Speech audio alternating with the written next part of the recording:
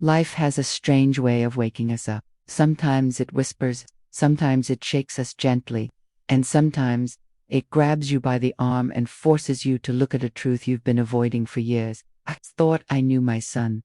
I thought I understood his silence, his distance, the way he avoided eye contact, the way his shoulders always seemed heavy, like he was carrying a weight he never talked about. I told myself it was just a phase. Teenagers change. People say boys become quiet. Life gets busy. I believed every excuse because believing was easier than asking hard questions. That day, the sky was gray, the kind of gray that presses down on your chest without warning. The cemetery was quiet, too quiet, except for the soft crunch of gravel under my shoes. I had come to visit my wife's grave. 3 years had passed since cancer took her, but grief doesn't follow calendars. Some days feel lighter. Some days feel like the first day all over again. My son had insisted on coming with me. That alone should have told me. Something was different. He rarely left his room these days, rarely spoke unless spoken to. His eyes always seemed somewhere else, as if he was watching a movie only he could see. When he said, "I'll come with you," I felt a strange mix of relief and guilt. Relief that he wanted to be there. Guilt because I hadn't noticed how much he needed to be there. We walked in silence between the rows of gravestones, names, dates, lives reduced to stone and numbers. Each one a story that ended too soon or too quietly. When we reached my wife's grave, I knelt down and placed the flowers. My hands trembled slightly, not from cold, but from memory. I started speaking to her softly, the way I always did, telling her about work, about small things, pretending for a moment that she could hear me the way she used to. When I looked back, my son wasn't beside me. He was standing a few feet away, near another grave. At first, I thought nothing of it. Maybe he was giving me space. Maybe he was lost in his own thoughts. Then I saw what he was doing. He wasn't just standing there. He was kneeling. His head was bowed. His hands were pressed flat against the cold stone. His shoulders were shaking. Before I could move closer, before I could call his name, a rough hand suddenly grabbed my arm. "Stop!" A voice said sharply. I turned, startled, my heart pounding. It was the cemetery caretaker, an older man, weathered face, eyes that had seen too many goodbyes. "What are you doing?" I snapped, instinctively protective. "That's my son." The caretaker didn't let go. "Watch," he said quietly. "Don't interrupt. Watch what your son is really doing at that grave." Something in his tone froze me. I followed his gaze back to my son. I wanted to pull away, to rush over, to wrap my arms around him and demand answers. But my feet wouldn't move, because then I heard my son's voice. It was barely audible, broken, raw. "I'm sorry," he whispered. I tried. I really tried. My breath caught. "Sorry." Tried what? The caretaker finally released my arm, but by then, I couldn't move even if I wanted to. My chest felt tight, like someone had wrapped a rope around my lungs. My son leaned forward, pressing his forehead against the gravestone. "I know you told me to be strong," he said through tears. "I know you said Dad needed me. I tried to be the man you wanted me to be. I tried not to cry. I tried not to complain. I tried not to be weak." My legs nearly gave out. I looked at the grave. It wasn't my wife's. It was his grandmother.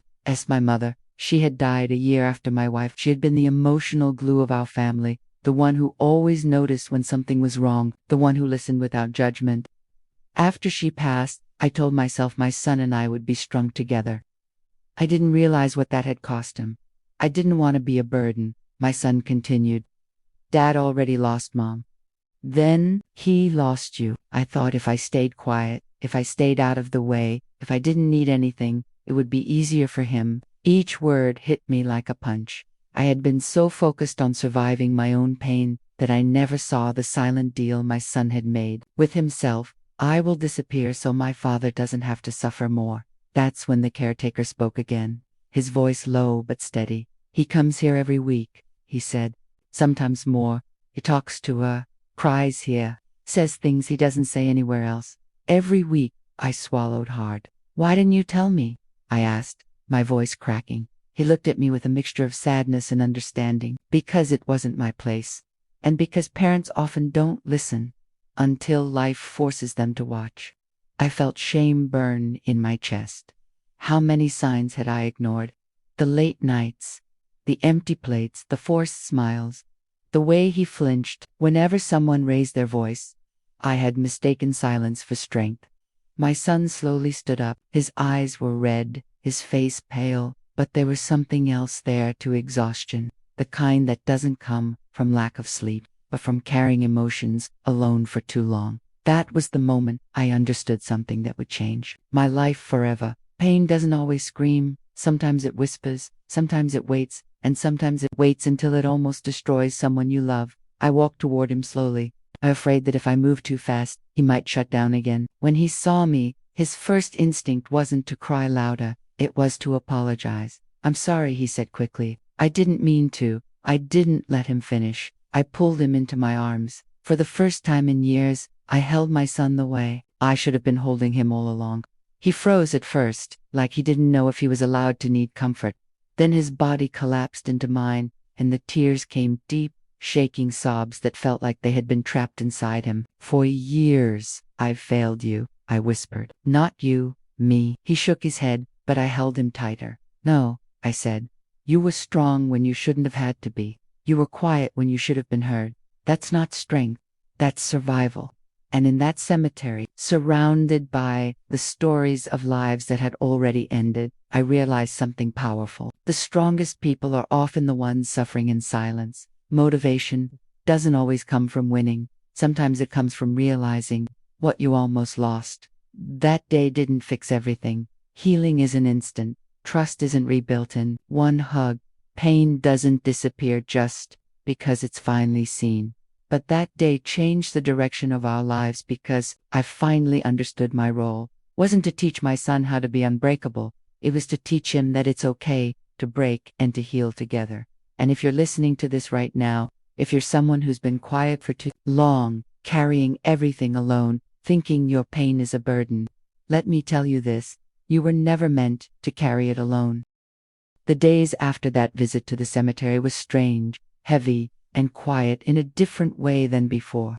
Not the cold silence we had lived in for years, but an uncertain one, like two people standing in a dark room after finally turning on a light, not yet used to what they can see. My son didn't suddenly become talkative. Healing doesn't work like that. But small things began to change. He started sitting in the living room instead of locking himself in his bedroom. Sometimes he wouldn't say a word.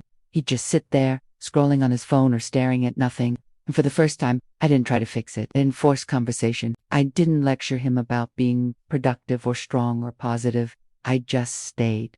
That was harder than it sounds. We are taught, especially as parents, that love means solutions, advice, tough talks, direction. I had spent years thinking my job was to prepare my son for a hard world by making him harder.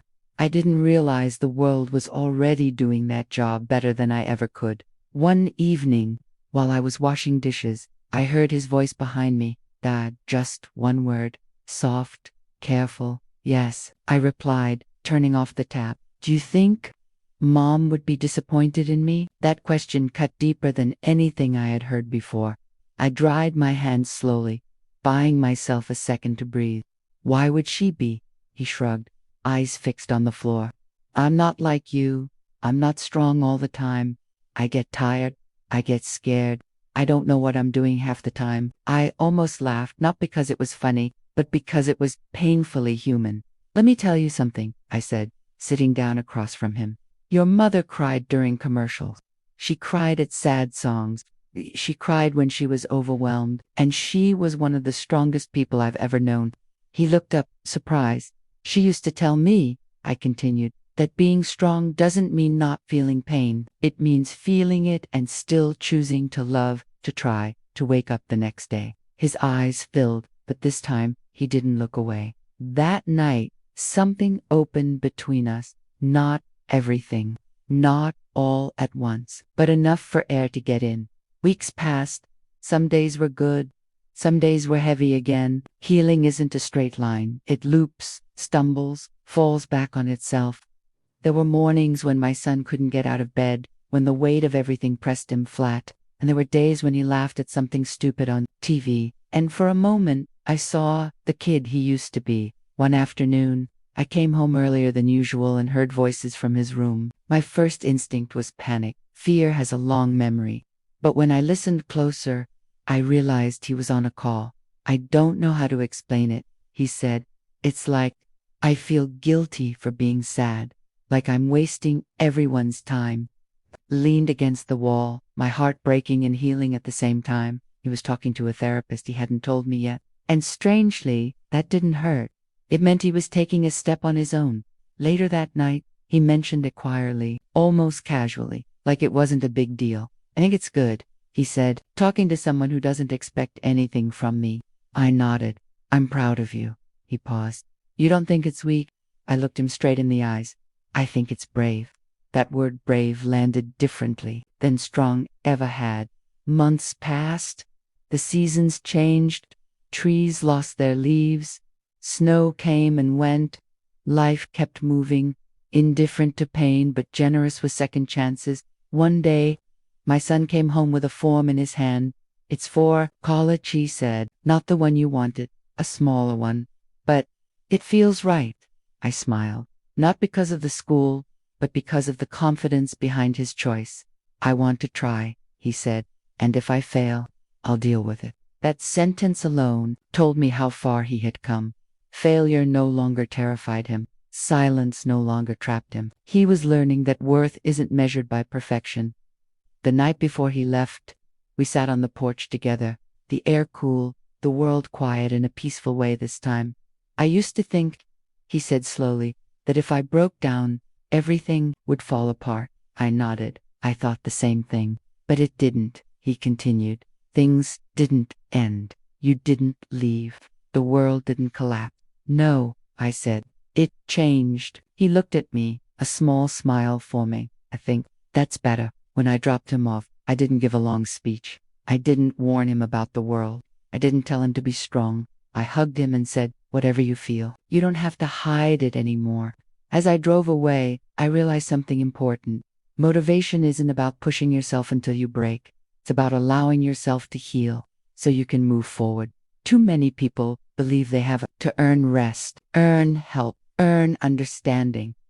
If you're listening to this and you feel behind in life, let me tell you something no one says loudly enough. You are not late, you are not weak, you are not broken beyond repair. You are human, and humans don't grow by pretending they're unbreakable. They grow by facing their pain, one honest moment at a time. My son didn't become fearless, he became honest, and that honesty gave him a future. The first few weeks after my son left for college were harder than I expected. The house felt larger, quieter, like it was holding its breath. Every sound echoed: the ticking clock, the hum of the refrigerator, the creak of the stairs. For years I had been afraid of his silence. Now I was afraid of my own. But something was different this time. The quiet no longer felt like failure. It felt like space. Space for reflection, space for growth, space for things we had both avoided. For too long, we spoke often. Not long conversations, not dramatic ones, just real ones. How was your day? Hard, but okay. I felt anxious today. Yeah, me too. Those small, honest exchanges mattered more than any motivational speech ever could. One evening, he called me later than usual. I could hear it in his voice before he said anything.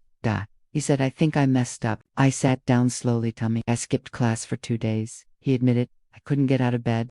Everything felt heavy again. I thought I was past this. I waited. I'm scared. He continued. What if this is who I am? What if I'm always like this? That question, what if I never get better, is one of the most dangerous thoughts a person can have. It convinces you that effort is useless and hope is naive. I need you to listen, I said gently. Nah, as your father, as someone who's still figuring life out too. He was quiet. You're not failing, I continued. You're experiencing a setback. Those are not the same thing. Healing isn't a straight road. It's a series of circles. Sometimes you pass the same pain again, but you pass it with more tools than before. He exhaled slowly, so I didn't ruin everything. No, I said. You noticed the struggle. You named it. And you called me instead of hiding. That's progress. He didn't say anything for a moment. Then, quietly, I never would have called before. That's when it hit me. Growth isn't loud. It doesn't announce itself. It shows up in moments where someone chooses connection instead of isolation. Months went by. My son started volunteering at a campus support group. At first, he just listened. Later, he spoke. Not as an expert, not as someone who had it all together, but as someone who understood what it felt like to be overwhelmed by expectations and grief and fear. One night he told me, "There's this guy in the group. He reminds me of how I used to be. Quiet, always apologizing for existing." My chest tightened. "What'd you say to him?" "I didn't give advice," my son said. "I just told him he wasn't alone." That sentence carried more wisdom than anything I had taught him in his entire childhood. Years earlier, I believed motivation was about discipline. Wake up early, work harder, push through pain, don't complain. Now I understood something deeper. Motivation comes from feeling seen. When people feel invisible, they give up. When they feel understood, they fight. One afternoon, I received a message from the cemetery caretaker. I hadn't spoken to him since that day. "Thought you might want to know." The message read, "Your son hasn't been back in a long time." "That's a good thing." I stared at my phone, emotions mixing in my chest. That place had been his safe space when he had no other. And now, he no longer needed to kneel beside a gravestone to feel heard. The past hadn't disappeared, but it no longer controlled him. During winter break, my son came home. He looked different, not magically healed, not permanently happy, but grounded, more present, more himself. We took a walk together, that cold air shot, our breath visible. "I used to think," he said, "that pain meant something was wrong with me." I nodded. "Now I think it means I'm paying attention." That realization is powerful. Pain is not always an enemy. Sometimes it's a signal, a message asking you to slow down, to adjust, to ask for help. One night, as we sat at the kitchen table, he asked me something unexpected. "Why didn't you talk about your pain after Mom died?" The question wasn't accusing, was curious. I took a long breath, because I was afraid that if I opened that door, I wouldn't be able to close it. He considered that. "Do you think, if you had, things might have been different?" "Yeah." I admitted, "I think I would have hurt less, and I think you would have felt less alone." Silence settled between us, not the dangerous kind, but the honest kind. We are all teaching each other how to live, whether we realize it or not. Children learn from what we say, but they learn more from what we hide. That night, I cried for the first time in front of my son. Not quietly, not privately, not privately. If you're listening to this, understand this truth. You don't have to be perfect to be an example. You don't have to be fearless to be a leader. You don't have to be unbroken to be worthy. The most motivating thing you can do is show up as you are. My son didn't become someone extraordinary because he overcame pain. He became someone meaningful because he learned how to live with it, honestly. And that is where real strength begins. Time has a quiet way of proving what truly matters. Years passed, not marked by dramatic victories or viral moments, but by steady growth, the kind that doesn't look impressive from the outside but changes everything on the inside. My son graduated, not with perfect grades, not as the loudest voice in the room, but as someone who knew himself, someone who understood his limits and his worth. On the day of the ceremony, as he stood among hundreds of other students, I didn't feel pride because of the diploma in his hand. I felt pride because he was still here, because there was a time when I wasn't sure he would be. After the ceremony, he hugged me tightly and said, "I couldn't have done this without you." I shook my head. "You did this by choosing to stay, by choosing to talk, by choosing not to disappear." He smiled. "You've taught me that." But the truth was, he had taught me too. He taught me that silence can be dangerous, that love isn't proven through endureth, but through presence. That motivation doesn't come from pressure. It comes from permission. Permission to feel, permission to rest, permission to ask for help without shame. Years ago, I thought my job as a parent was to prepare my son for a harsh world by making him tough enough to survive it. Now I know better. My job was to make sure he never felt alone in it. Afternoon, long after college, my son asked if we could visit the cemetery together. The request surprised me. A part of me feared it would reopen old wounds.